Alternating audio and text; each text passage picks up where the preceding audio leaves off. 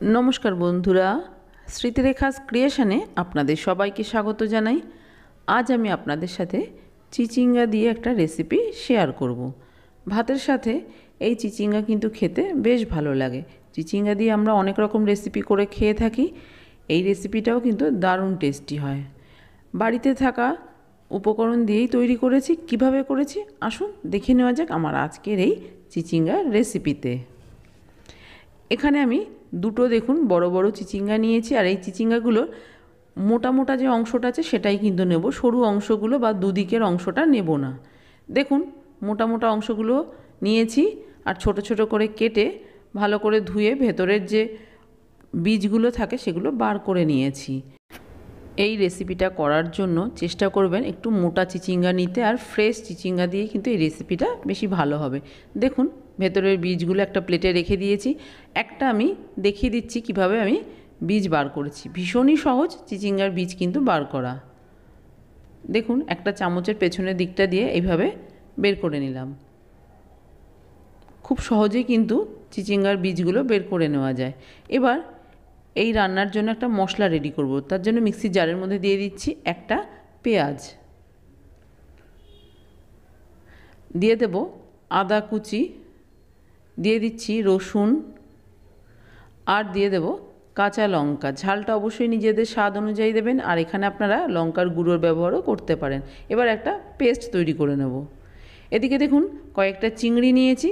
চিংড়িগুলো একটু বড়, সেই জন্য কেটে ছোট করে নেব। তবে আপনারা চাইলে কিন্তু ওই মশলার সাথে চিংড়িটাও পেস্ট করে নিতে পারেন, বা ছোট চিংড়ি হলে গোটাও রাখতে পারেন। গ্যাসে একটা কড়াই বসিয়ে গরম করে নিয়ে দিয়ে দিচ্ছি সর্ষের তেল। আমি কিন্তু রান্নাটা সর্ষের তেলেই করব। তেল গরম হয়ে গেছে, তেলের মধ্যে গোটা জিরে ফোড়ন দিলাম। ফোড়নটা একটু ভেজে নেওয়ার পর এর মধ্যে আমি একটা বড় সাইজের পেঁয়াজ কুচি দিয়ে দিলাম। পেঁয়াজটা একটু বড় বড় করেই কেটে নিয়েছি। পেঁয়াজটা দিয়ে নেড়ে চেড়ে একটু ভেজে নেব। খুব বেশি লাল করে ভাজবার দরকার নেই, তবে কালার চেঞ্জ হওয়া পর্যন্ত ভেজে নিতে হবে। দেখুন পেঁয়াজের কালারটা কিন্তু বেশ চেঞ্জ হয়ে গেছে, পেঁয়াজটা একটু নরমও হয়ে গেছে। এবার এর মধ্যে আমি দিয়ে দিচ্ছি বেটে রাখা মশলা। ভালো করে কষিয়ে নিতে হবে মশলার কাঁচা গন্ধটা চলে যাওয়া পর্যন্ত। দেখুন বেশ কিছুক্ষণ সময় নিয়ে কিন্তু মশলাটাকে খুব ভালো করে কষিয়ে নিয়েছি। মিক্সির জারটা ধুয়ে একটু জল দিয়ে দিলাম, আরও কিছুক্ষণ মশলা কষিয়ে নেব। মশলা থেকে তেল বেরোনো পর্যন্ত মশলাটা কষিয়ে নিতে হবে। দেখুন মশলাটা খুব ভালো করে কষানো হয়ে গেছে। এবার এর মধ্যে দিয়ে দেব গুঁড়ো মশলা। দিয়ে দিচ্ছি জিরে গুঁড়ো 1 চামচ, ধনে গুঁড়োও দিয়ে দিলাম 1 চামচ, গোলমরিচ গুঁড়ো দিলাম 1/2 চামচ, দিয়ে দিচ্ছি কালারের জন্য কাশ্মীরি লাল লঙ্কার গুঁড়ো, আর হলুদ পরিমাণ মতো, স্বাদ অনুযায়ী লবণ। এখানে আমি পুরের মধ্যে একটু লবণটা বেশিই দিচ্ছি। দিয়ে দিচ্ছি চিনি। আবারও একটু জল দিয়ে মশলাটা ভালো করে কষিয়ে নিতে হবে। গ্যাসের ফ্লেমটা মিডিয়াম টু লোতে রেখে মশলাটাকে বেশ ভালো করে কষিয়ে নিচ্ছি। দেখুন মশলা বেশ ভালো করে কিন্তু কষানো হয়ে গেছে।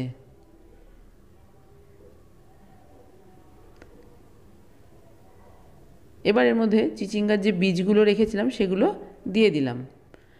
চিচিঙ্গার বীজ ভীষণই নরম, তাড়াতাড়ি সেদ্ধ হয়ে যাবে। আর কেটে রাখা চিংড়িগুলোও দিয়ে দিচ্ছি। চিংড়ি দিয়ে খুব বেশিক্ষণ রান্না করার প্রয়োজন নেই, মশলাটা খুব ভালো করে কষানোই হয়ে গেছে। আর একটু নাড়াচাড়া করে নিলেই হয়ে যাবে। ভালো করে সব কিছু নেড়েচেড়ে মিশিয়ে দিচ্ছি। আর লবণ মিষ্টিটা অবশ্যই চেক করে দেখে নেবেন যেন ঠিকঠাক থাকে, তাহলে কিন্তু এই রেসিপিটা খেতে খুবই ভালো লাগবে। দেখুন কিছুক্ষণ সময় নিয়ে সব কিছু ভালো করে কষিয়ে নিয়েছি। এবার দিয়ে দিচ্ছি এর মধ্যে আমচুর পাউডার। এই আমচুর পাউডারটা আমার বাড়িতে তৈরি করা। আমচুর পাউডারের পরিবর্তে আপনারা লেবুর রসও দিতে পারেন। আর দিয়ে দিলাম গরম মশলা গুঁড়ো। ভালো করে নেড়েচেড়ে গ্যাসের ফ্লেমটা অফ করে দিয়ে এবার পুরটাকে সম্পূর্ণ ঠান্ডা করে নিতে হবে। এবার আমি পুরটাকে ভালো করে ঠান্ডা করে নিয়ে ফেরত আসছি। দেখুন পুর একদম ঠান্ডা হয়ে গেছে। এবার এই পুরটা এই চিচিঙ্গার ভিতরে ভরে দেব।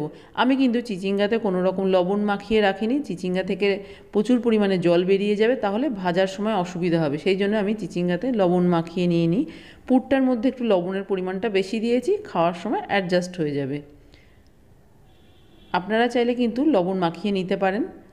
দেখুন একটা চামচে করে পুর এইভাবে চিচিঙ্গার ভেতরে ভরে দিচ্ছি। খুব বেশি ঠেসে ঠেসে কখনোই পুর ভরা উচিত না, তাহলে কিন্তু তেলে দেওয়ার সাথে সাথে পুরগুলো বেরিয়ে যাবে, খেতে একদমই ভালো লাগবে না। দেখুন খুব সহজেই কিন্তু একটা চিচিঙ্গার ভিতরে পুর ভরা হয়ে গেছে। একইভাবে আমি আরও একটা চিচিঙ্গায় দেখুন পুরগুলো ভরে নিচ্ছি। খুব অল্প পরিমাণে পুর ভরবেন, তাহলে ভাজার সময় বেরিয়েও যাবে না আর খেতেও বেশ ভালো লাগবে। দুদিক দিয়েই দেখুন অল্প অল্প করে ভরে দিচ্ছি। আপনারা এই কাজটা হাত দিয়েও করতে পারেন।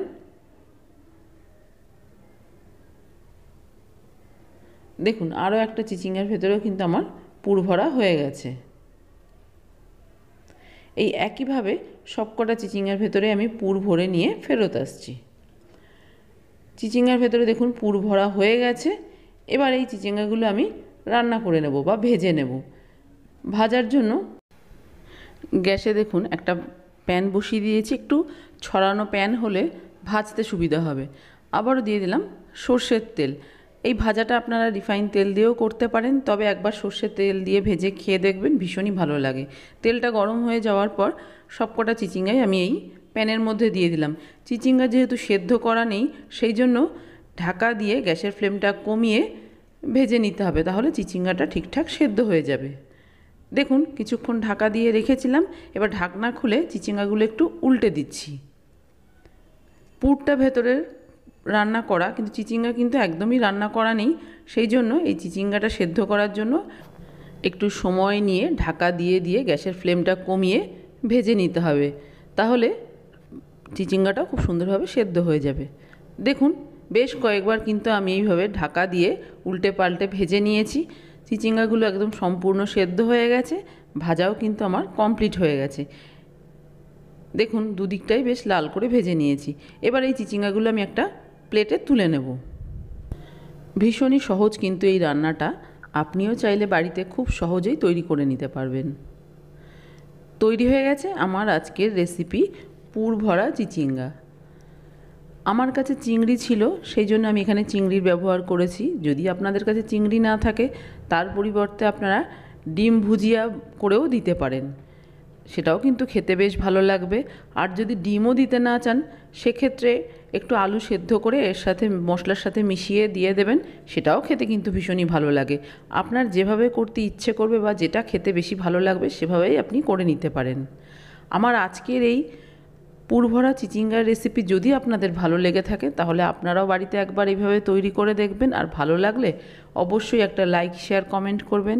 আর আপনি যদি আমার চ্যানেলে নতুন বন্ধু হয়ে থাকেন, তাহলে আপনার কাছে একটাই অনুরোধ, আমার চ্যানেলটা সাবস্ক্রাইব করে আমার পাশে থাকার। আপনারা ভালো থাকবেন। আপনাদের সাথে আমার আবার দেখা হবে অন্য কোনো নতুন ভিডিওতে, নতুন কোনো রেসিপির সাথে।